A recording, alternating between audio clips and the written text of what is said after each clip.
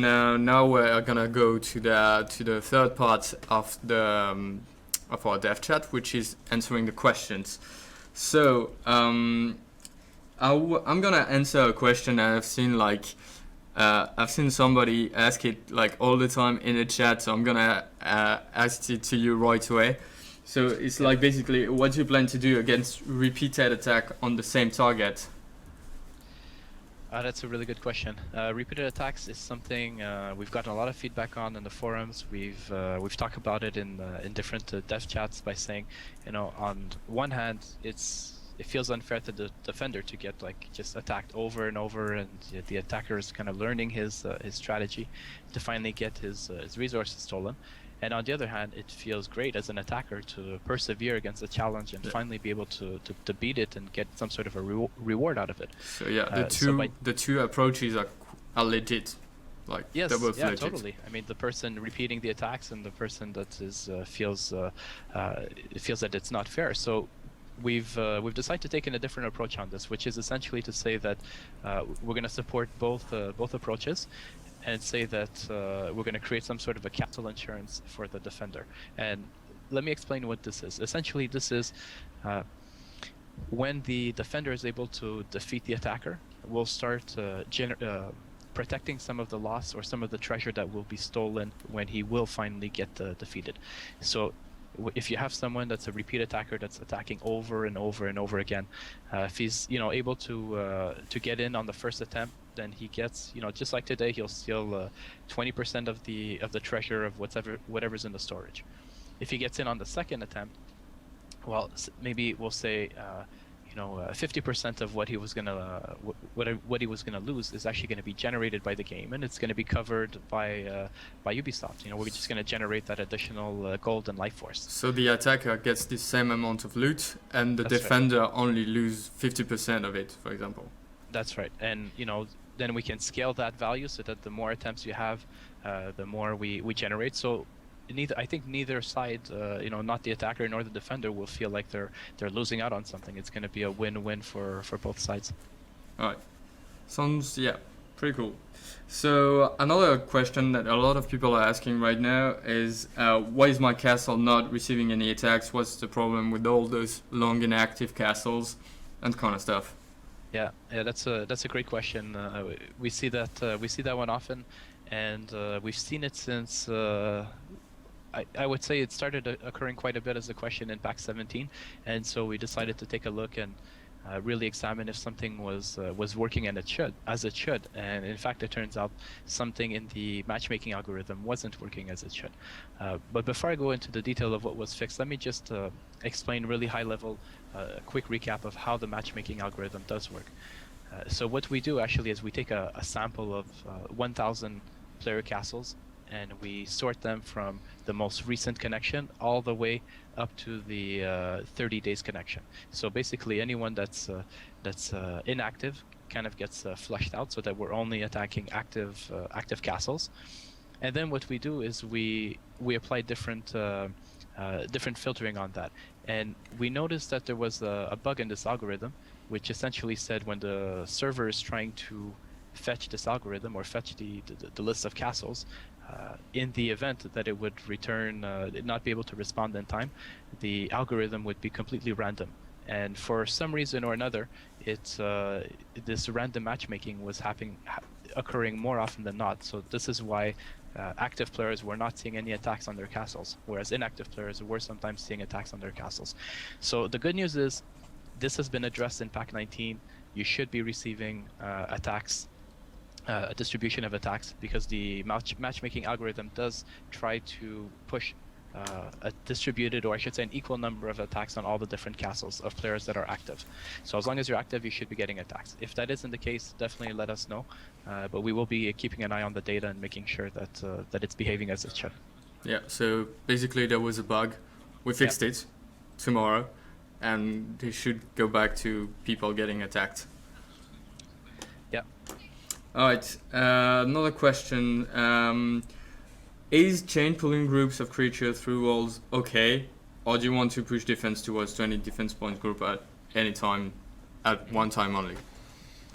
Yeah, I talked to I talked a little bit about this in the when talking about the free creation, and I think it's actually really clever that players came up with chain pulling or double pulls, triple pulls, or kind of baiting the attacker with like a chicken or a snotter, and then it's actually a whole bunch of creatures that's following behind. I love those setups, and it's a lot of fun to play against, and it's you kind of have to be clever as an attacker as well, and not just kind of charge into everything, or unless you're high level, and then you could be using those to your advantage to beat the timer. So it's definitely interesting, but it does make the combat harder than was intended. And with what we're looking to do in the free creation is open up as many of these different possibilities as we can. So while the actual term of chain pulling doesn't exist per se in the free creation because of the way we're dealing with aggro ranges and defense zones, I'm sure that players will be really clever and think of things that we hadn't thought of, and Of course. I mean, we totally want to support that. So All right. So, do you plan to reintroduce targeted attacks and really deal with the up farms? At the same time, remove practice attack abuse?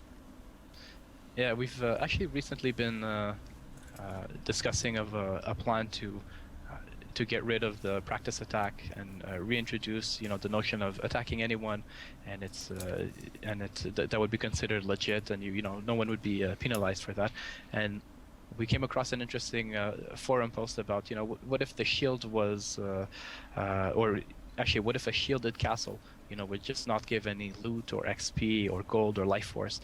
And we think this is a really interesting approach, so we have to flesh that out and see how it works, because it would definitely help against the looting of items, but it could potentially be problematic with XP and gold and life force, since it's possible for an attacker to to just before reaching the end of the treasure room just kind of quit and leave with all of the IGC and the XP.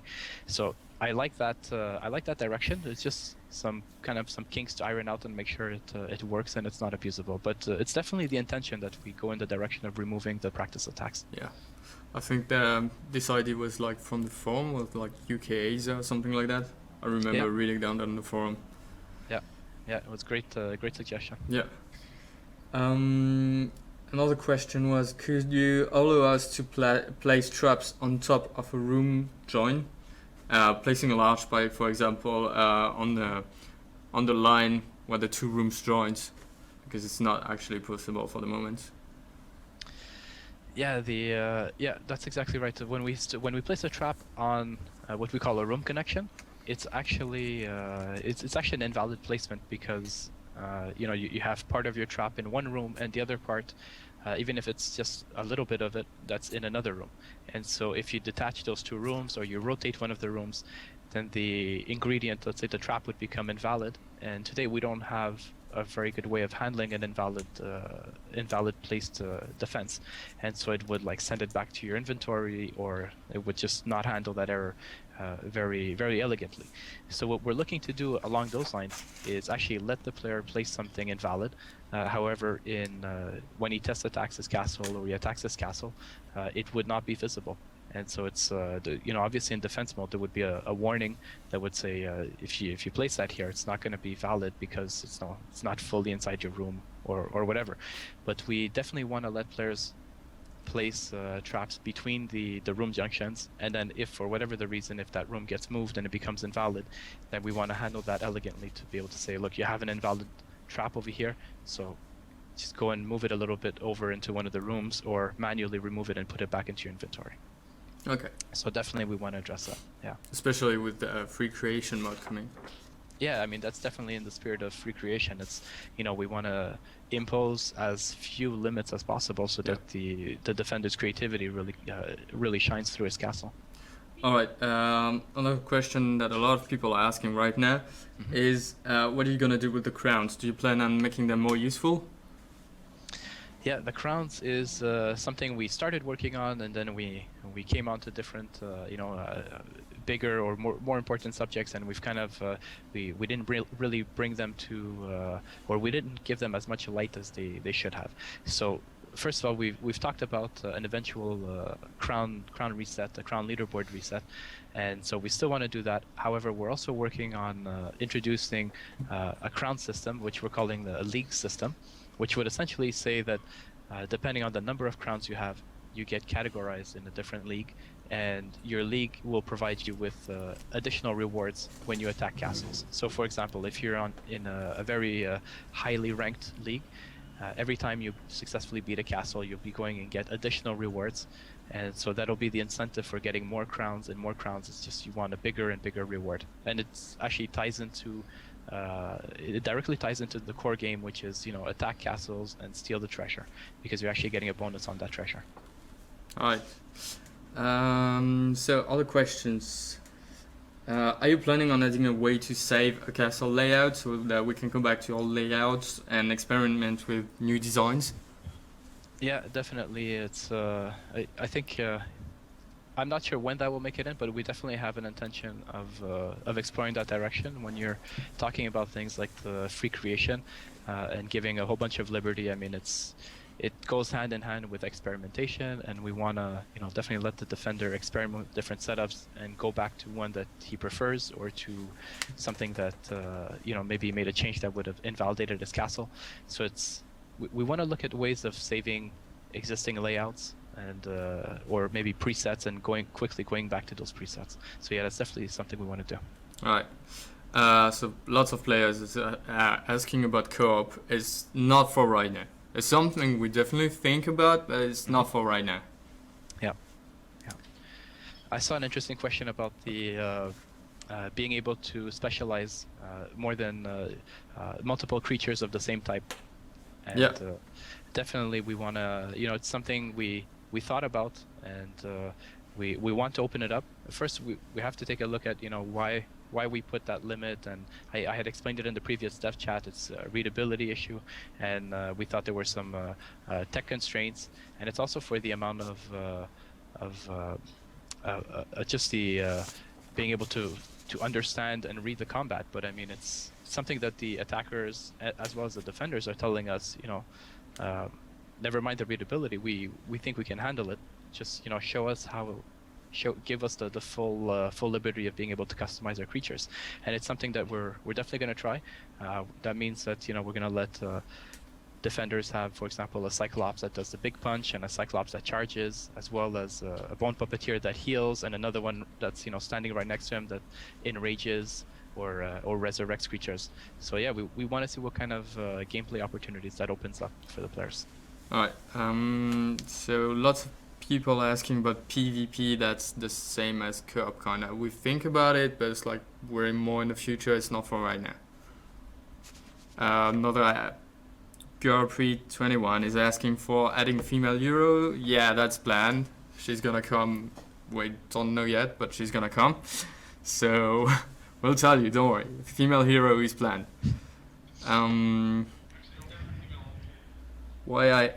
Why are NPCs outlined through roles when I grow? As we said, have we talked about that actually? I'm not sure. Do we plan to do something? I'm not sure I understood the question. About like having a fog of war kind of, for not seeing the monsters through the wall when we attack. Yes. Yeah. It's something we've been talking about. So right now, when a creature is not awoken, you don't actually see its outline behind the wall. But there is a way to kind of swing the camera around and get the wall to occlude or to cut, and you can reveal kind of the enemy positions there. So it's something we want to experiment with hiding, leaving more of an element of surprise. Unfortunately, it's not something that's in Pack 19, and I think it's something that's going to be a little bit further down the line, but it's definitely something we want to explore. Okay, cool. So I'm getting trolled a bit on the chat. Well, Grunsky is asking, will there be a community chat where the community asks questions live? Yes, there is, like right now. Okay, so why only one female hero? Why no female knight, female archer, female mage? Not really sure about that actually. So right now it's it's not in our plans to, for example, redo the knight as a female knight and a female hero and a female mage, but we do want to introduce new characters. So I mean, we've talked about the runaway, that's the female class that's going to be coming in. So why don't we offer the female version of the existing knight and an archer, for example? It's because it's very it takes a considerable amount of effort to create all of these different assets. All of the different pieces of armor, for example, have to be created on a silhouette, and right now it's the male's knight silhouette. So if we were to, for example, introduce a female, the only difference would be, for example, a head, and I don't think that's super interesting. I think if someone wants to play a female version, it's because they want the entire silhouette to change, maybe have some specific animations for combat, for walking, for idle.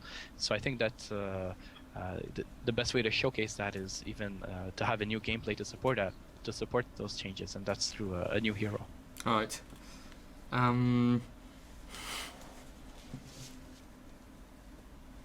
Horde mode? Horde. Yeah. Do we plan on having a horde mode? That's, well, I don't know. That's probably later on. That's not something we would be doing right now. Yeah, it's. I think that definitely when we start looking at different co-op modes, horde mode is at the top of everyone's wish list. Yeah. So I think I think we'll be looking at that when we get there. Tons of questions about epic weapons. What do we have planned for that? So yeah, epic weapons is something we've started taking a look at. How can we make our weapons, our epic weapons and legendary weapons, feel even more special than just a normal random drop? And so one of the directions we're looking at right now is introducing what we call set items, and these set items would be special type of epic gear that you can get from by killing bosses. So anytime you kill a boss, you have a chance for a set item to drop, and the more set items you have, the bigger of a set bonus you would get. So that's one of the directions we're looking at to make the gear better. Yeah. And the other one is definitely we're always taking a look at what we're getting as feedback on the forums. For example, we came across some posts that were quite revealing about what stats is it that the players like to use. And for example, the players are preferring to build DPS builds, and how can we go and make the other builds a bit more interesting? So that's something else that we're going to be working on. Okay. Tons of players were asking about crafting as well. Do we have a plan maybe for that? I don't know. It's it's something that we're looking into. Being able to recycle your items, or I mean, it's kind of a shame today on live when you collect a bunch of unused items and the only thing you can do with them is sell them. So it'd be nice to be able to repurpose an item, either reforge it as an item that you actually want, or maybe be able to convert items. So these are the kind of things that we're looking at, but definitely we want to go in that direction. Okay. Will it be possible to set a mode for each monster? Yes, that's something that we're planning. Somebody's interesting question about one of the players having difficulty with being able to move past, or I'm guessing next to a creature, and then being having the creature get targeted and attacking that creature instead of moving there. So we are looking into putting a functionality of, for example, being able to force move your hero to a certain space. Like we've seen in some games, if you hold down Control and click, it'll actually move your hero to that precise location, regardless if there's any creatures there. All right. Acer773 asking, those of us that have won beta keys, are they going to be sent out today? I think they should have been sent already, so send us a mail once again, or get in touch with us, because they should have been sent, I think. What about trading system? A trading system, it's not something that's on. Yeah, it's a little bit complicated. it's not something that's in the plans right now, but I mean, it's definitely when we talk about, different ways of interacting with your friends or just interacting with the community, being able to trade items or exchange items it comes up as one of the top contenders. So we're not particularly looking at that right now. All of our focus is really on the free creation and opening up Yeah. those different gameplay opportunities. And I think once we've nailed down that core and we feel really confident on what the game is and where we should be, then we'll definitely start looking at what we call more meta systems or more social systems that will get players playing together. All right. Will there be a controller option in the future? No idea. We'll see. Yeah, it's not in the plans right now. So, what about optional skins for various monsters? I really like that. That's awesome. That's pretty cool. Yeah, I really like that. There's kind of some technical constraints to it, and I'm not sure I'm the best person to explain it. But essentially, from what I understand of the issue is that the way the creatures are created, they all have these different meshes, and we can put a certain number of attachments. But all of these attachments have to be made in advance, and they're all kind of loaded but deactivated. And it's kind of the reason when you take a look at Cyclops of different specializations, you see like the charging one has kind of like a little wooden shield, and the one that does like the big slam punch has like his two arms are like spikes with logs on it. And so these are all different attachments, different meshes that are preloaded, and the game is kind of hiding different things. So if we start like putting, I don't know, like a top hat on the Cyclops or giving him a walking stick, then that would definitely have an impact on these attachments, and would for now at least would cause us some technical issues. But I mean, I understand that definitely the desire's there, so it's something that I think we have to work towards and see what kind of solutions we could find. All right.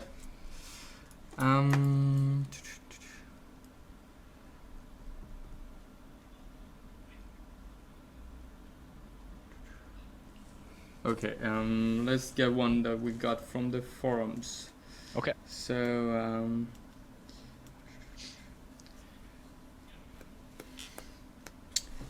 Yeah, not sure actually. Yeah, about castle level. Somebody was asking if we have the possibility to lower your castle level. So to lower your castle level per se, it's not something we really want to support for a couple of reasons. First of all, we want there to be elder player content. We want there to be a sufficient amount of castles at high levels. And the other reason is I think this is kind of a way to this is a reflection of not having an accurate castle level at the moment. I think players are asking for being able to reduce their castle level because when we say a castle is, for example, level 10, it feels kind of arbitrary, and it feels like it's not really a level 10 castle. Maybe it's a level 8 castle or a level 12 castle. And as a player, you don't really have visibility or any sort of warning. You're just kind of upgrading some creatures, and it's like, bam, all of a sudden your castle just jumped up like 2, 3, or 4 levels. And it can really catch you by surprise and put a damper on the type of defensive strategy you were going for. So in that context, I understand wanting to roll back your level. That said, though, we are in the free creation aspect, we are definitely looking at ways of putting a truer representation of the castle level, of having something that's more granular, not having these jumps of 4 levels like that. So it's definitely something that we want to address. I don't have enough details yet to go into how it works, but the intention is definitely there. All right. Secret rooms or pets? Can you answer both those questions? Yeah, it's definitely something we've talked about. At least internally, having a companion that's following you, maybe able to pick up the loot that you leave behind on the floor and maybe sell it for you or whatever. Just definitely having something that follows you alongside is really nice. In terms of the secret rooms, I think it definitely goes in the direction of pushing the exploration and the lootable mines a little bit further. Maybe having some sort of decorations that will put up destructible walls or places where you can hide pieces of your defensive strategy as a defender, and then having the attacker find that and having to smash it, or at least having to find it and deal with that particular aspect. So yeah, it's definitely something we want to explore. All right. So let's like one last question, and then we're gonna be done for today. So.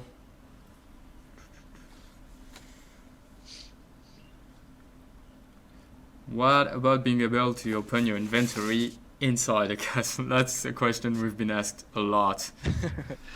Opening your inventory inside a Yeah. castle. So that's a tricky one to answer. Yeah. There's first of all, it's something that we wanted to do, and we were going to do.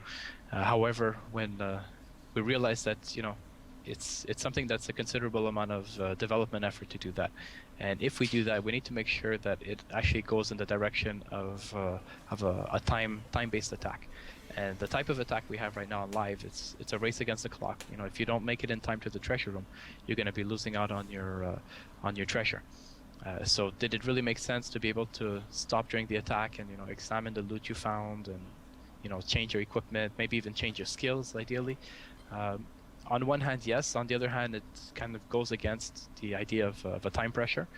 So it's definitely something I think that we're going to be taking a look at with the free creation, and saying, you know, those players that do want to take their time and maybe explore a little bit more, they should definitely have access to their inventory and maybe even change their skills to be able to pass certain gameplay setups. So it's not something that can be done overnight, but it's definitely something that we want to work towards. Yeah. All right. Well, thanks for all these questions. I just want to say one last thing before we go. So I will be at DreamHack in Sweden on starting Thursday and this weekend, and we'll be streaming from there. So everybody, if you want to see me streaming and die a lot like I did last time, just click on subscribe on the channel, and you'll have a notification that will pop up whenever when I'll start streaming. So I'll send you a bit more information very soon. And yeah, that's about it. And thanks everybody for coming. Thank you, Dasquidd, for answering all the questions. It's my pleasure. And we'll see you again soon. Yeah, see you next time. See ya. Bye.